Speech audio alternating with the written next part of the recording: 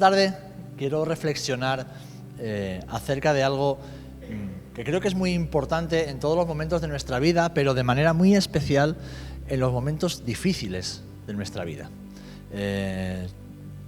Tener fe, tener esperanza, caminar con fuerza y con ánimo es fácil cuando las cosas nos van bien, cuando pues tal vez tengamos prosperidad económica, estabilidad laboral, no haya problemas en la familia, estemos sanos.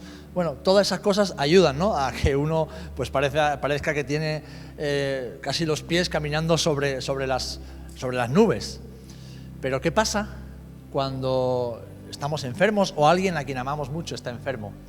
¿Qué pasa cuando de repente perdemos el trabajo y esa estabilidad que creíamos tener, esa seguridad, se desvanece?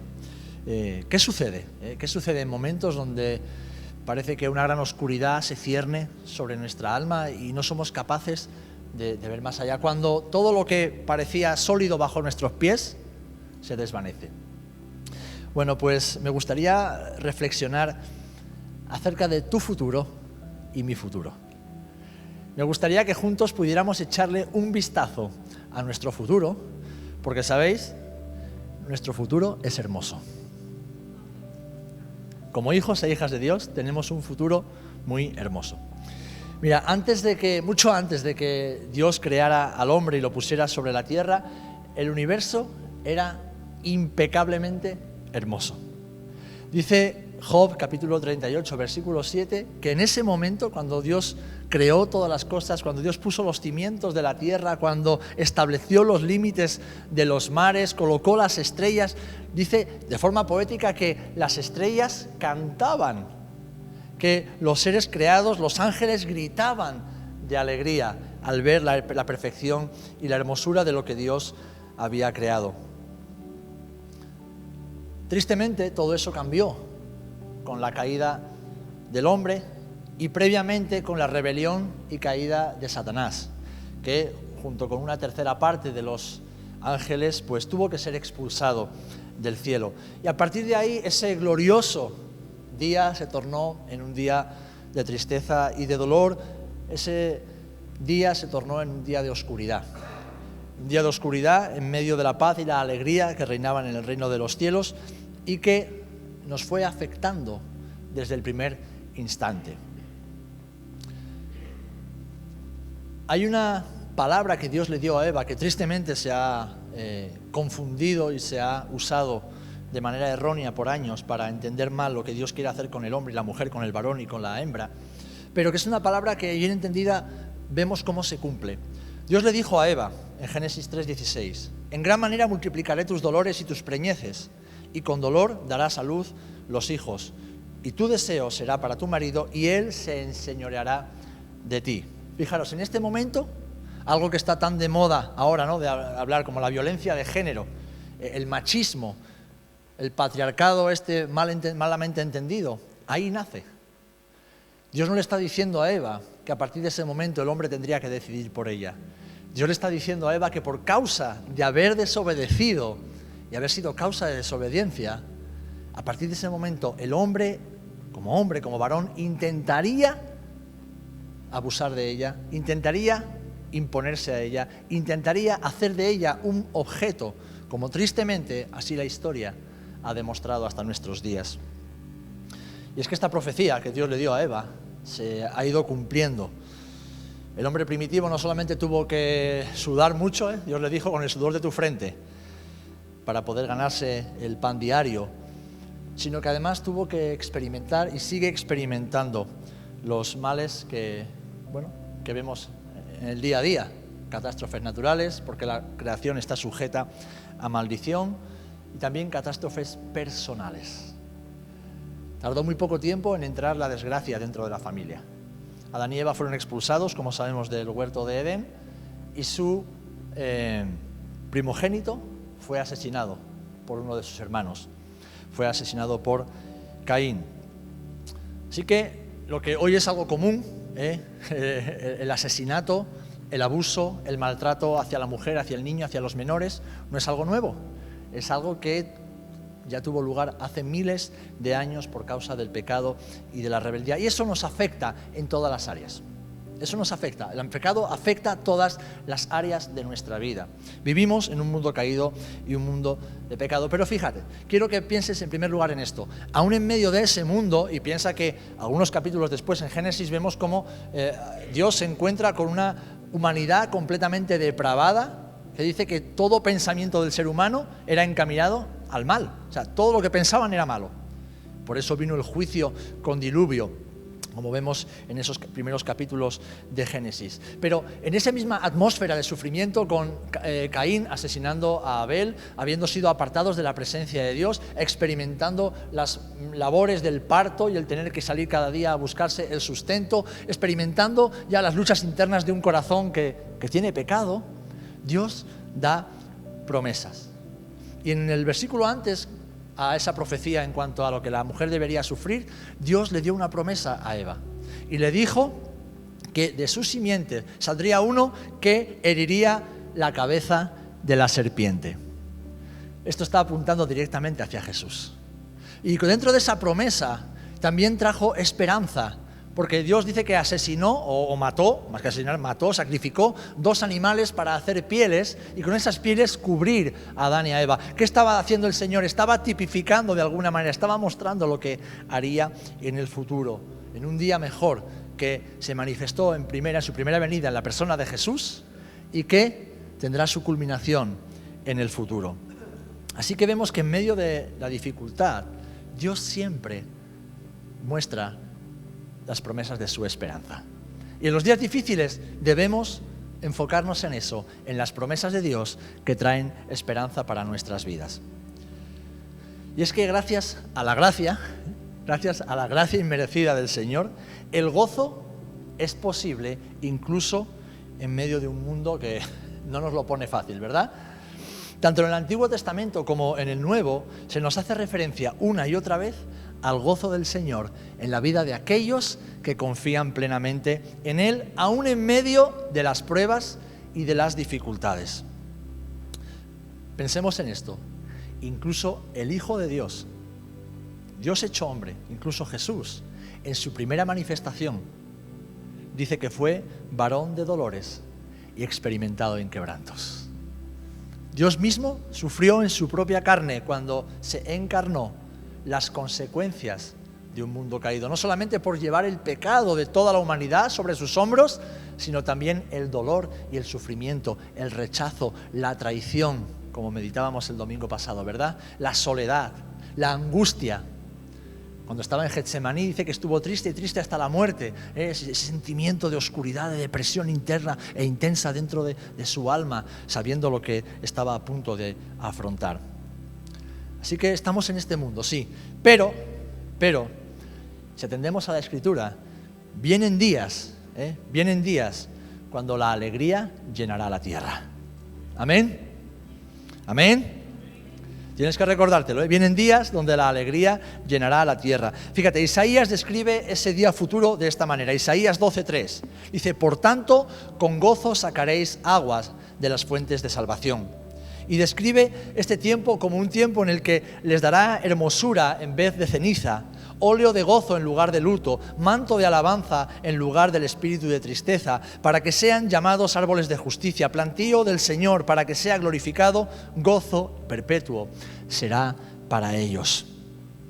¿Sabes? Esta profecía está encaminada en primer lugar a la nación de Israel, pero también a todos aquellos que durante el milenio, porque estamos hablando de ese tiempo en el que Cristo reinará sobre la tierra, pondrán sus ojos y su confianza en el Señor.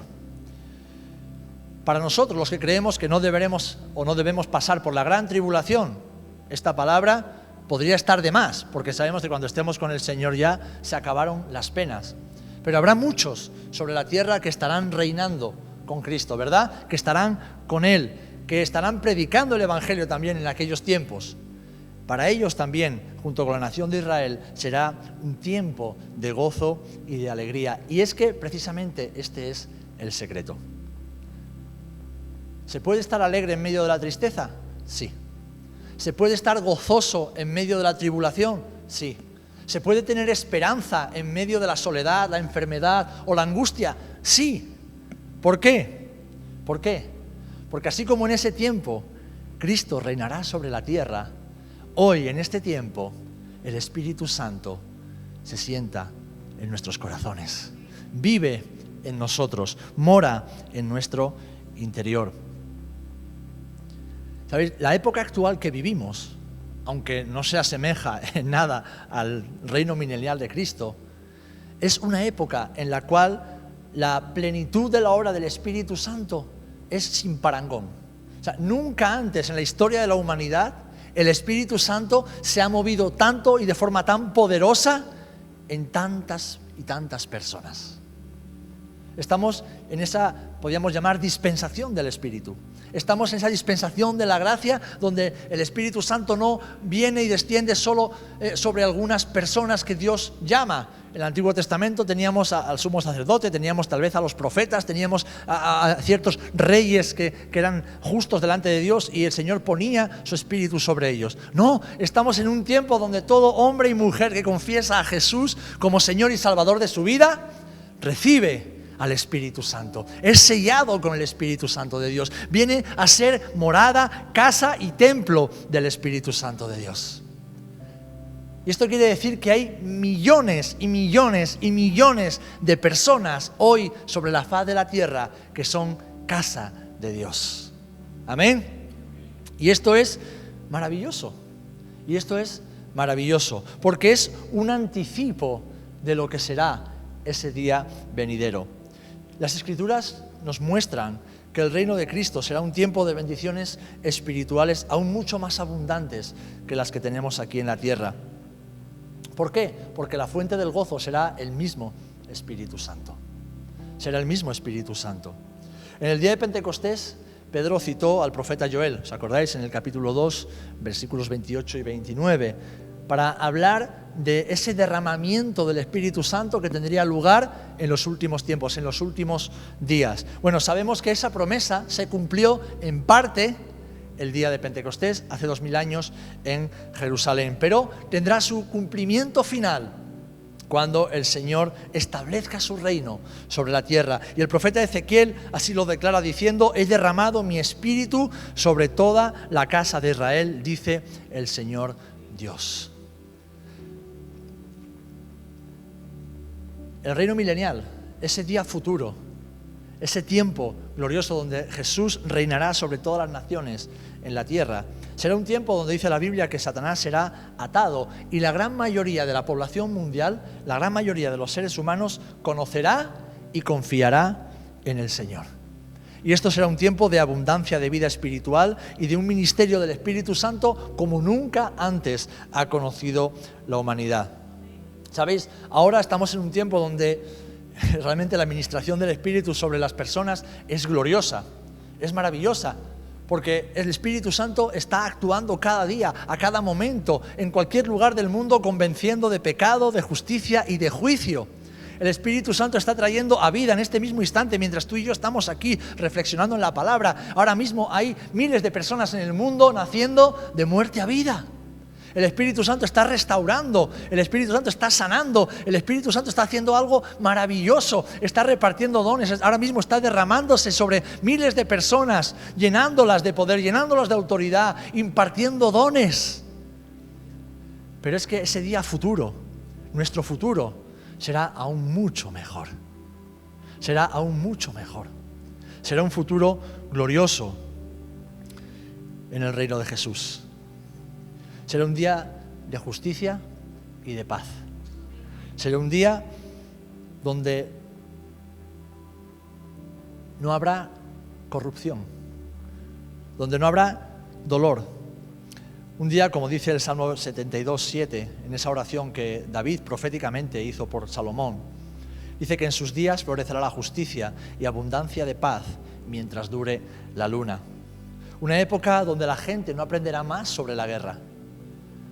Llevamos 2000 años donde, como consecuencia de las palabras de Jesús, las guerras y rumores de guerras se suceden una tras otra. No tenemos que mirar a los tiempos actuales para entender que estamos en los tiempos finales. Tenemos que ver a lo que sucede desde que Jesús dijo que sucedería. Los tiempos finales, los últimos días, son desde el momento en que Jesús ascendió hasta que Jesús vuelva. O sea, llevamos ya más de 2000 años donde se están dando y sucediendo cada vez con más intensidad, cada vez con más asiduidad y cada vez con más virulencia esas señales que Jesús dijo que serían la antesala de su regreso. Pero llegará un día en que las gentes no tendrán que aprender más sobre la guerra, no tendrán que pensar más sobre la guerra, porque dice el profeta Isaías en el capítulo 2, convertirán sus espadas en rejas de arado y sus lanzas en hoces. No alzará espada nación contra nación, ni se adiestrarán más para la guerra. Ese anhelo que las gentes de bien, que la humanidad tiene por paz y por seguridad, se cumplirá en ese día cuando Jesús reine sobre la humanidad desde Jerusalén. Un día donde no habrá más dolores de guerra, donde habrá una justicia justa, un gobierno justo, una justicia perfecta, y eso aumentará la felicidad en la humanidad. Un día donde no habrá más enfermedad y dolor. Fijaros, Dios le dijo a Eva que debería dar a luz con dolor, que debería padecer. Y es que una de las causas del pecado, las consecuencias del pecado es el dolor, es la enfermedad, es la debilidad física. Y a mí algo que me llama la atención, y esto me llama la atención no solamente en el mundo, que es normal, sino también dentro de la propia iglesia, y es que los hospitales están hoy más llenos que nunca antes. La medicina ha avanzado, la ciencia ha crecido a niveles inimaginables hace años, pero los hospitales cada vez se quedan más pequeños. Las clínicas psiquiátricas cada vez están más saturadas. Los psicólogos cada vez ganan más dinero. ¿Por qué? Porque la prosperidad material, el avance tecnológico y científico no son garantía de una mejor calidad de vida. No son garantía de que seremos más felices. Estamos en la época donde más ansiolíticos se venden en las farmacias. En la época con mayor número de personas deprimidas, en la época donde se calcula que en el mundo alrededor de cada 30, 40 segundos una persona se está quitando la vida. Llevo hablando 15 minutos, en estos 15 minutos aproximadamente unas 30 personas se han quitado la vida. Y no estamos hablando de personas de un tercer mundo que se mueren de hambre, no, estamos hablando de personas que viven en un mundo desarrollado, que materialmente lo tienen todo, pero que por causa del pecado sufren no solamente en su cuerpo, sino también en su alma. Sufren de angustia mental, de ansiedad, de miedo y de soledad. Son las consecuencias del pecado. Y a veces esas consecuencias nos atacan a ti y a mí. A veces tenemos ansiedad, ¿verdad? A veces parece que hasta picos de depresión asoman en nuestra vida. A veces somos presa de la angustia, del miedo, del temor, de la inseguridad, de las circunstancias. A todos nos puede llegar en algún momento u otro de nuestra vida. Pero ¿sabéis? La Biblia nos enseña y nos recuerda que nuestro futuro es maravilloso porque en el tiempo en que Cristo reine habrá prosperidad en cuanto a la salud y bienestar físico. De hecho, dice que la edad irá aumentando, como volviendo hacia los tiempos del Edén. Las personas cada vez vivirán más tiempo. Habla de niños de 100 años. Niños de 100 años. Imagínate a José Antonio. José Antonio tendría ya por lo menos 800. Estaría casi con Matusalén ahí, jugando a la petanca en el parque del Mayeto.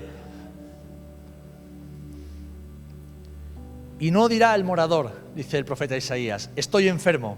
El pueblo que morare en ella le será perdonada la iniquidad. La pobreza, el hambre y la distribución desigual que hoy tristemente padecemos serán inexistentes en este tiempo. ¿Sabéis? Como digo, la vida humana se extenderá y la gente, las personas vivirán gozosamente en las bendiciones que Dios derrame sobre ellos. Hermanos, hermanas, estoy hablando del futuro. Estoy hablando de un futuro maravilloso. Y tú dirás, bueno, pero si ya nos hemos ido con el Señor antes de la gran tribulación, bueno, pues algunos dicen que volveremos a reinar con Cristo sobre la tierra, y si no estamos aquí, estaremos en el reino celestial disfrutando de todas las bendiciones. Pero sea como fuere, sea lo que sea que creas en tu teología, debes saber que tu futuro en Cristo es maravilloso.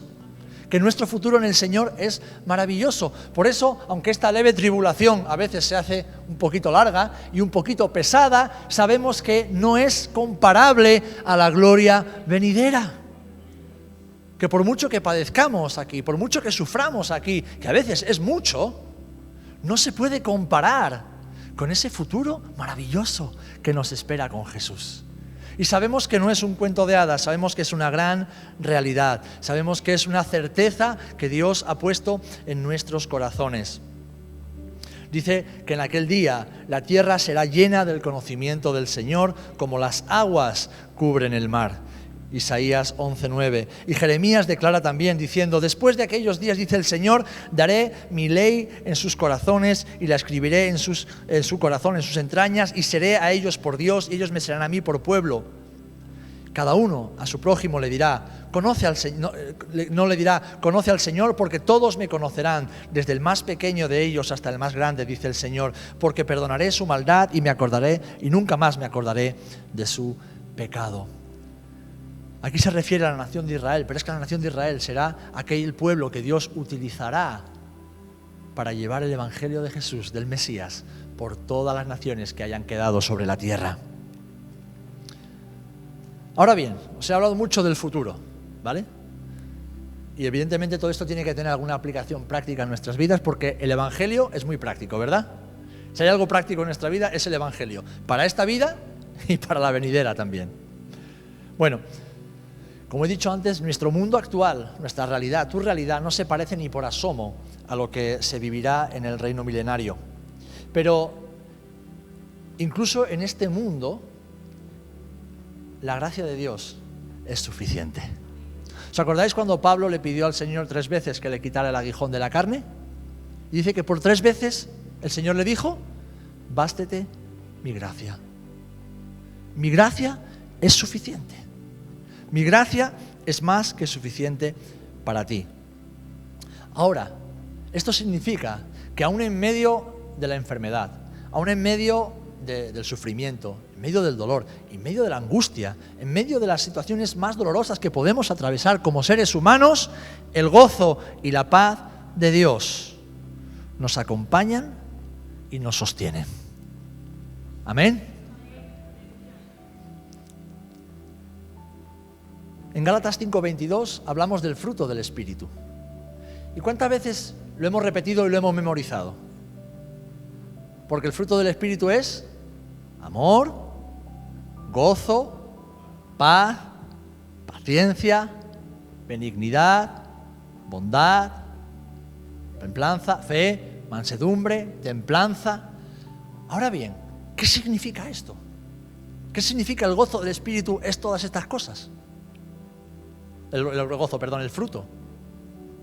Significa que todos aquellos hombres y mujeres que ponen su confianza en el Señor, que caminan fielmente al lado del Señor cada día y que permiten al Espíritu Santo operar, obrar, manifestarse en sus vidas, el amor, el gozo, la paz, la fe, la bondad, todo eso que es el Espíritu Santo será manifestado, será experimentado en sus vidas, sean cuales sean las circunstancias. Y todo esto apunta hacia ese día venidero, pero es también garantía de que el Espíritu Santo que nos sella puede hacer que tú y yo, mirando y enfocándonos hacia ese gran día donde Jesús será visible para todos, también para nosotros. Ese Jesús nos acompaña en este tiempo y es más que suficiente para cualquier circunstancia que estemos atravesando. Fijaros, Pablo a los tesalonicenses, en 1 Tesalonicenses 5, les da 4 breves mandamientos. Y fijaros cuáles son. El primero, estad siempre gozosos. ¡Wow! Estad siempre gozosos. En segundo lugar, orad sin cesar. ¿Es posible tener gozo si no oramos? No, es imposible. Ahora bien, Él dice que estemos siempre gozosos. Es decir, que incluso antes de ponernos a orar, debemos decir, como le decía el salmista a su alma: bendice, alma mía, al Señor, y no olvides ninguno de sus beneficios. Porque el gozo no viene de que las cosas vayan bien, vienen de saber quién es Dios, quiénes somos, cuál es nuestra posición en Él y qué es todo lo que Dios ha hecho en nuestras vidas. No te olvides de todo lo que Dios ha hecho, porque en el momento que tú y yo recordamos todo lo bueno que Dios ha hecho, automáticamente el gozo sale en nuestro corazón. Y no solamente lo que Dios ha hecho para nuestro bienestar temporal y momentáneo, no. Sobre todo para que recordemos lo que Dios ha hecho para la salvación y redención de nuestras almas. Porque hay muchos hermanos que se mueren y se mueren enfermos. Se mueren con dolor. Lo hemos experimentado con Josefa en estas semanas. Nuestra hermana padeció enfermedad por muchos años y murió con dolor.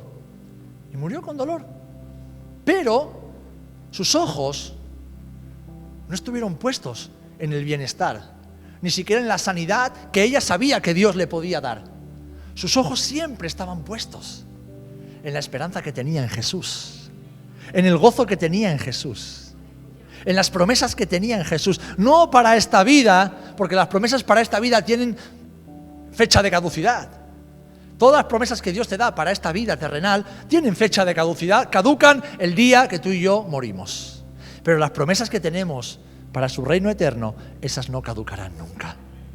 Y nuestra vida tiene que estar puesta en esas promesas para poder disfrutar también de las promesas que tenemos para esta tierra. Así que mientras esperamos ese reino venidero, el secreto de tu vida y de mi vida como hijos de Dios en medio de la tribulación, en medio de la prueba, en medio del dolor, en medio de la angustia, en medio de la enfermedad, en medio de la necesidad material, nuestro secreto, nuestra fortaleza, como dice también el profeta, es el gozo del Señor.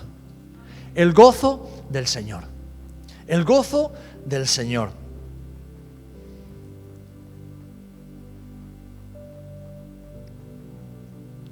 Todos hemos experimentado que Dios puede traer consuelo en el sufrimiento físico, ¿verdad?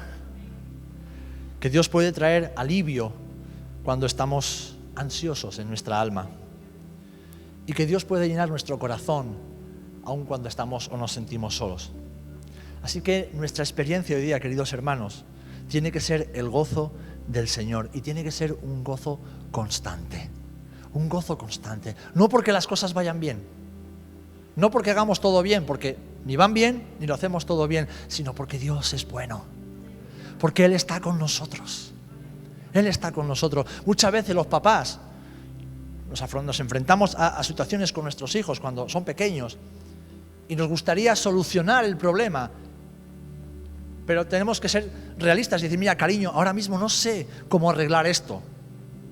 Pero no te preocupes, todo saldrá bien. A ese niño, a esa niña, a ese hijo, desde el momento en que sabe que su papá se ocupa del asunto, aunque no se arregle, él se queda tranquilo. ¿Por qué? Porque su padre le ha dicho que todo irá bien. Entonces la confianza no está en que el asunto se arregle, la confianza está en que su padre le ha dicho que todo irá bien. Y así es nuestra experiencia con nuestro Padre Celestial. Así ha de ser tu experiencia con tu Padre Celestial. Y no porque las cosas vayan a suceder como tú esperas, o a veces le pedimos al Señor. Muchas veces le pedimos a Dios cosas y Dios nunca nos responde conforme a lo que le pedimos. Esto no significa que Dios no nos escuche y no nos significa que estemos haciendo algo mal. Significa que Dios tiene algo mejor de lo que nosotros le estamos pidiendo. Dios es tan bueno que no siempre nos da lo que le pedimos, sino que siempre nos da lo que necesitamos. ¿Y sabéis? A veces necesitamos sufrimiento. A veces necesitamos pruebas. Cuando la nación de Israel tenía pruebas y dificultades, buscaba a Dios. Cuando la nación de Israel vivía en prosperidad económica, no tenía enemigos a su alrededor, todo en el mundo lo tenía resuelto, se olvidaba completamente de Dios. ¿Saben? Llevo suficientes años en los caminos del Señor y en la iglesia, en el ministerio, como para comprobar lo peligroso que es tener la economía resuelta y no tener demasiadas cosas de qué preocuparte. Para un creyente eso puede ser terrible, puede ser terrible. He conocido a personas que han pasado por momentos de mucha estrechez económica y en cuanto han empezado a prosperar, se han olvidado de Dios, se han olvidado del Señor. Han cambiado su estilo de vida, han cambiado su forma de pensar, han cambiado su forma de vivir. Han dejado de servir al Señor y con el tiempo se han olvidado de Dios.